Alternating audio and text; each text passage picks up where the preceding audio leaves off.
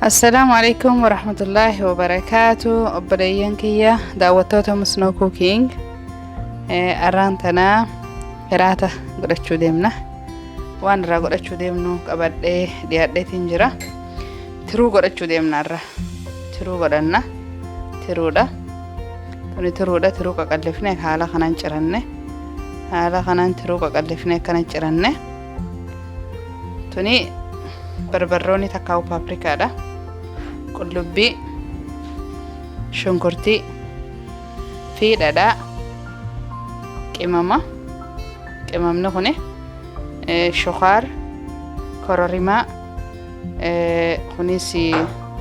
هني ماجي دا مرا خدو كويتشو دا كوني امو تكو هيلي في كارفا خنا كشو ولتومي تومو ما اتاچو akkadan dhamanu khannuf ka gaarin nuttolo jechuudha. Hangana qimamne fi soogidde jechuudha. Hangana nu barbaachisa turuu godhachuudhaaf nafaana tura.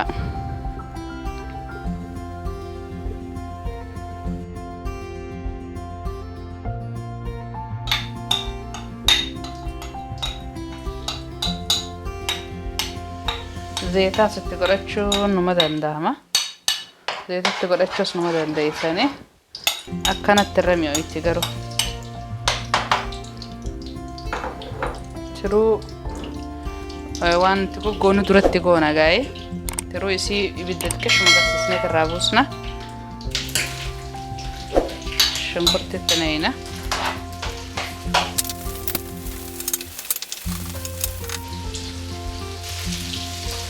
hayyeemman tana qullubbiitti goona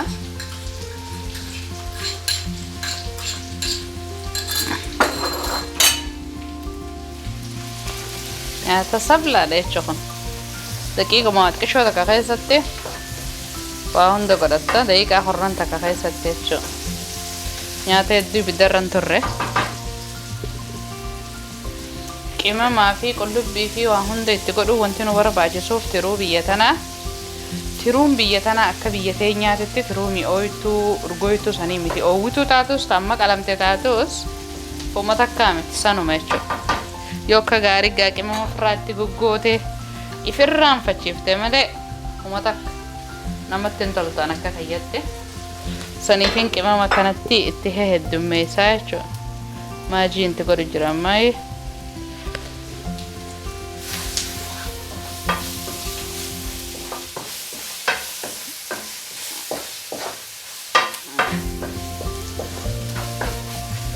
qimama akkanatti itti goone ni tola jechuudha.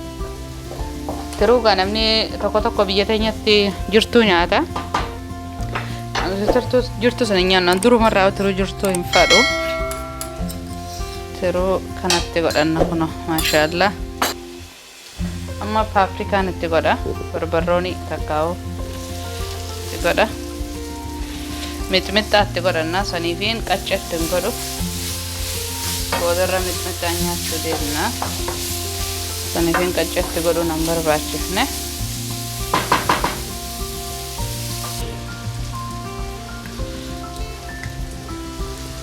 Amma soobiddaan itti godha.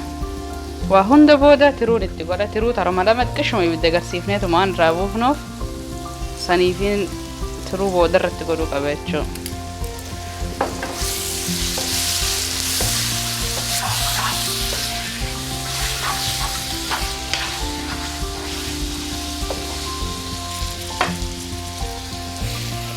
Tiruun tuni shunkurtii illee heddummeessinee waan xiqqishumaan itti godhe isiitu tiruu hedduudha. Tiruu re'ee lamaati jechuudha. Tiruu re'ee lama keessaa fuudhamtu.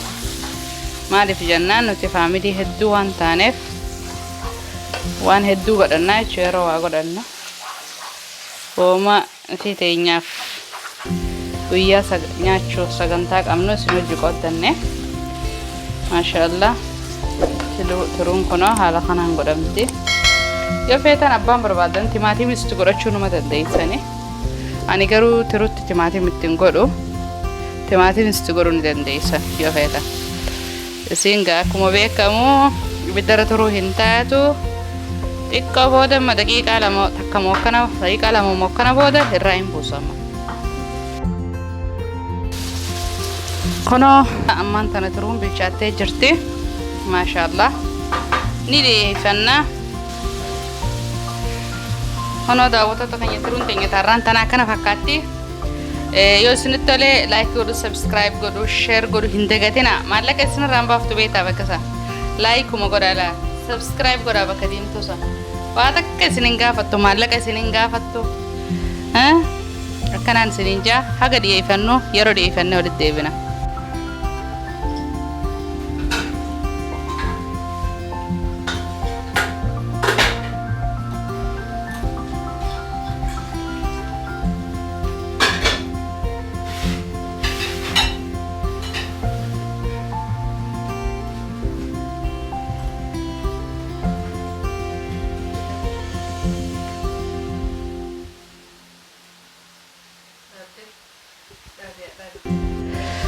Kono belayan kaya daawwattoota musnoo cooking kono kana fakkaata hiraanni keenya har'aan tana har'a guyyaan har'aan tana jimmaa oollee galgala sabtiiti maaliif jennaan boruu boqonnaadha ijoollenis guyyaa boruu iskuulan qabdu nutis boruu hojii sin qabnu iskuulaa sin qabnu saniifuu hiraata bakka takkatti dhiyaanneeti gammachuudhaan faamiliin guutuun bakka takkatti hiraata nyaanna waan boruus hojiin qabnee iraftii taaneef boqonnaa qabnuuf jechuudha.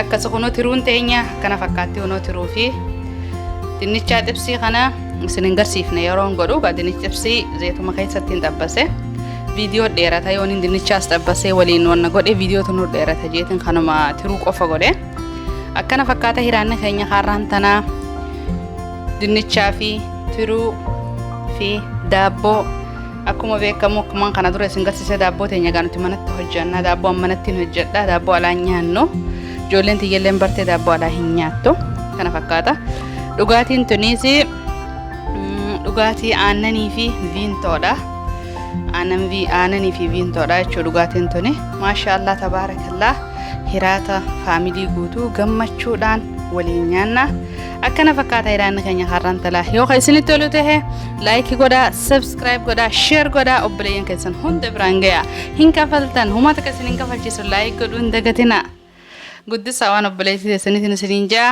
rabbiif jechaan isin jaaladha assalaamu alaykum wa rahmatullaahi wa barakaatuh hanga viidiyoo biraa qabannee walitti deebinu nagaan naa turaan afeerraa teenya